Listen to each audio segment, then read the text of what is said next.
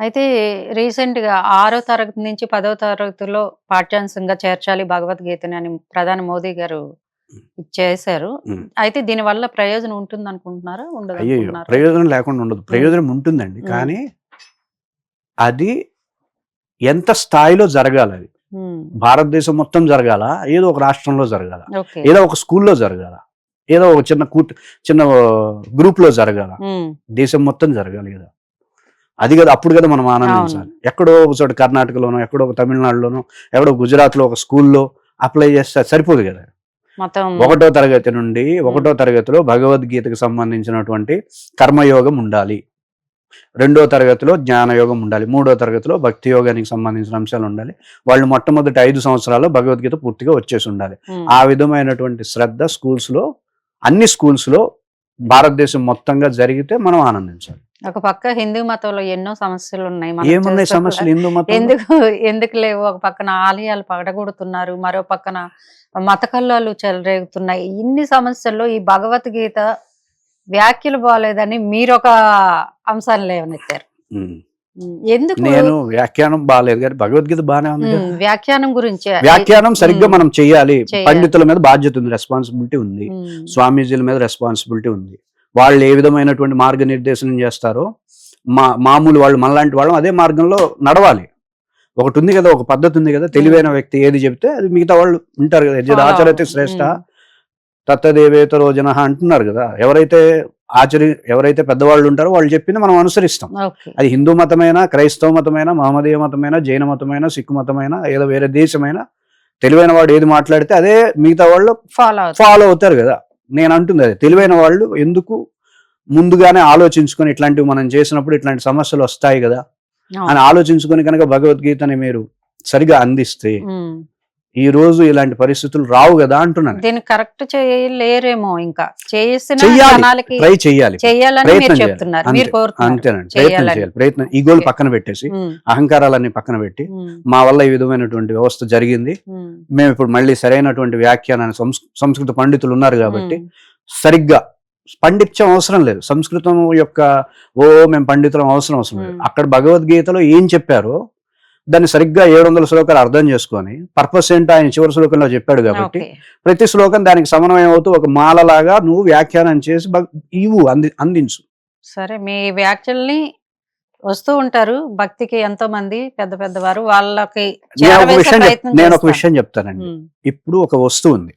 ఆ వస్తువు నుండి నీకు ఐశ్వర్యం వస్తుంది, ఆ వస్తువు నుండి ఆరోగ్యం వస్తుంది, ఆ వస్తువు నుండి నీకు ఆధ్యాత్మిక శ్రేయస్సు కలుగుతుంది, ఆ వస్తువు నుండి భగవద్ అనుగ్రహం కలుగుతుంది, ఆ వస్తువు నుండి నువ్వు సమస్యలన్నిటి నుండి సాల్వ్ చేసుకోగలుగుతావు, ఆ వస్తువు నుండి ఏ విధమైనటువంటి సమస్యలు లేని చక్కటి ఆనందకరమైనటువంటి సమృద్ధికరమైనటువంటి జీవితాన్ని నువ్వు గడపగలవు అనేది ఆ వస్తువు ఉంటే కేవలం ఒక భక్తి పరంగా మాత్రమే దాన్ని తీసుకుంటా అంటే దాన్ని ఏమంటారు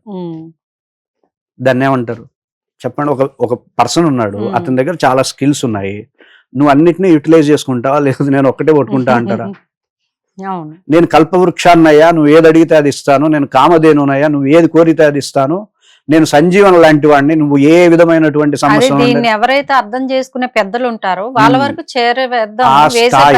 ఆ స్థాయిలో సామాన్యులకు కూడా చెప్తున్నాను నేను. సామాన్యులకి పండితులకి ఇద్దరికి చెప్తున్నా, సామాన్యులకి చెప్తున్నాం ఇది అంత అద్భుతమైనది. మీరు ఆ విధమైన ఎక్స్పెక్టేషన్ పెట్టుకుని భగవద్గీత చదవండి. భగవద్గీత తీస్తున్నామంటే భగవద్ అనుగ్రహమే కాదు, ఎన్నో అంశాలు ఆయన మనకు అందించడం కోసం కర్మయోగం అని, జ్ఞానయోగం అని, భక్తి యోగం అని అందించారు. అందులో కేవలం ఇప్పుడు భగవద్గీతలో కేవలం భగవంతుడి పూజ గురించి, భగవంతుడి అనుష్ఠానం గురించి చెప్పారండి? లేదు కదా. ఆహార నియమాలు ఉన్నాయి, యోగం గురించి చెప్పారు, ప్రాణాయామం గురించి చెప్పారు, ధ్యానం గురించి చెప్పారు, కర్మ గురించి చెప్పారు, జ్ఞానం ఏంటి చెప్పారు, సన్యాసం చెప్పారు, జ్ఞానానికి విజ్ఞానానికి కావలసినటువంటి సమన్వయం గురించి చెప్పారు, గుహ్య యోగంలో అసలైనటువంటి అభ్యాసం గురించి చెప్పారు, ఎట్లా బయట దానికి లోపల దానికి సమన్వయం చేసుకుంటూ నువ్వు ఎలా ఉండొచ్చు అనేటటువంటి అంశాల గురించి చెప్పారు, విభూతి యోగం చెప్పారు, దైవాసుర సంపద విభాగం చెప్పారు, దైవీ లక్షణాలు ఏంటి, ఆసురీ లక్షణాలు ఏంటి, ఎలా దైవీ లక్షణాలతో నువ్వు ఉంటే ఐశ్వర్యప్రదమైనటువంటి అంశాలను నువ్వు పొందుతావు, ఆసురీ లక్షణాలతో ఉంటే ఇబ్బంది పడేటటువంటి అంశాలను నువ్వు ఎట్లా అట్రాక్ట్ చేస్తావు, గుణత్రయ విభాగ యోగంలో మనుషులందరూ ఎన్నెన్ని గుణాలతో ఉంటారు, త్రిగుణాలతో ఎలా ఉంటారు, ఒక్కొక్క గుణం వాడు ఎలా ప్రవర్తిస్తాడు, ఎలా మాట్లాడతాడు, ఎలా పనులు చేస్తాడు, ఎటువంటి ఆహార విధానాలతో ఉంటాడు, ఇంత గొప్పగా అన్ని విషయాల్ని 360 degrees లో చెప్పిన గ్రంథం ఏదన్నా ఉంటే అది భగవద్గీత తప్ప వేరే గ్రంథం ఏదన్నా ఉందా? లేదు. నువ్వు ఉపయోగించుకోవాలి కదా. 18 యోగాలు చెప్పినటువంటి గ్రంథం అది. శ్రీమద్ భగవద్గీతాసు ఉపనిషత్సు అంటే ఉపనిషత్తులు, బ్రహ్మ విద్యాయాం అంటే బ్రహ్మ విద్య, యోగ శాస్త్రే అంటే ఇది యోగ శాస్త్రం, అన్నీ అదే ఆయన చెప్తున్నప్పుడు యోగ శాస్త్రే అంటున్నప్పుడు యోగ శాస్త్రం అంటున్నారు దాన్ని, బ్రహ్మ విద్య అంటున్నారు దాన్ని, అదే ఉపనిషత్తు అంటున్నారు. ఉపనిషత్తులు అంటే వేదం, వేద సదృశం. అలా ఏదైనా ఒక గ్రంథానికి ఉంది అట్లా? లేదు కదా. నువ్వు అప్పుడు అలాంటి గ్రంథాన్ని నువ్వు ఏ విధంగా చూడాలి, ఏ విధంగా తీసుకోవాలి, ఏ విధంగా అందుకుంటే నువ్వు బాగుపడతావు, అది నేను అడుగుతున్నాను. బాగుంది, మీరు అడిగింది బాగుంది. వజ్రం, అది వజ్రం. ఆ వజ్రాన్ని సినిమాలో డైలాగ్ చెప్తారు, వజ్ర సదృశమైన దాన్ని ఏదో ఉత్తరాలు పడేయడానికి ఉపయోగించుకుంటున్నారు అన్నట్టుగా, ఒక గొప్ప దీనికి వాడుతున్నారు అన్నట్టుగా భగవద్గీతని కేవలం చిన్న చిన్న అంశాలకి, చిన్న చిన్న అంశాల కోసం భగవద్గీత కాకుండా నీ లైఫ్ ట్రాన్స్ఫార్మ్ చేసేటటువంటి గొప్ప గ్రంథం అది. అందులో ఏ సందేహం లేదు. సో అలా నువ్వు దృష్టిలో పెట్టుకున్నప్పుడు నీకు భగవద్గీత మీద వాల్యూ పెరుగుతుంది, శ్రద్ధ పెరుగుతుంది, తీసుకుంటావు, చదువుతావు, అధ్యయనం చేస్తావు, బాగుపడతావు, 100% బాగుపడతావు. సో భగవద్గీత ఒక మనిషి జీవితంలో ఎలా ఉండాలి, ఎలా ఉండకూడదు, ఇవన్నీ కూడా ఉన్న ఒక గ్రంథం మాత్రమే కాదు, ఒక వజ్రం అంటున్నారు. మరి ఎవరైనా మనకి ఈ వజ్రాన్ని ఎలా మారుస్తారో, మనం ఎవరైనా ఇంటర్వ్యూ చూసి పెద్దలు కానీ ఎవరైనా ఒక ఆలోచన రేకెత్తితే దీనిలో మార్పులు జరగాలని ఆయన కోరుకుంటున్నారు. సో చూద్దాం మరి ఏమవుతుందో ఈ భగవద్గీత టాపిక్. ఇంకెవరైనా మనతో పాటు మాట్లాడే వాళ్ళు ఉన్నా చూద్దాము, ఆ అవకాశం ఉన్నా కూడా చూద్దాము. సో ఓకే అండి, మీ ఆవేదన అయితే మాకు అర్థమైంది. ఆ వ్యాఖ్యల్ని సరిచేయాలని మీరు కోరుకుంటున్నారు. ఆవేదన, ఆక్రోశము, జబ్బులేం లేవు. నేను అనేది ఏంటంటే ఒక గొప్ప గ్రంథం, దాన్ని గొప్ప స్థాయిలో పోర్ట్రే చేయాలి, నువ్వు మార్కెట్ చేయాలి. పండితులు దేనికి ఉంది, దేనికి వాళ్ళు ఉంది? మనకేమో మంది సనాతన ధర్మంలో గొప్ప గొప్ప పండితులు కూడా ఉన్నారు.